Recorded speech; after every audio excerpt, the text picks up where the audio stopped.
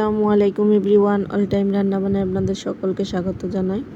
তো আমি আজকে ভাইরাল ডিমের রেসিপিটি ট্রাই করব। তো আমি এখানে 4টা ডিম নিয়ে নিয়েছি এবং শসা, ধনিয়া পাতা এবং পেঁয়াজ কেটে নিয়েছি। এখন আমি বিট লবণ দিয়ে এগুলোকে ভালোভাবে মেখে নিব।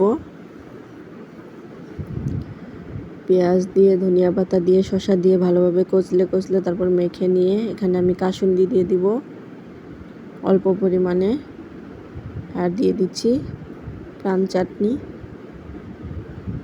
তো এই তো ভালোভাবে মেখে তারপর এখন আমি ডিমগুলোকে সুন্দর করে মাঝখান দিয়ে অল্প করে কেটে তারপর সালাডটা দিয়ে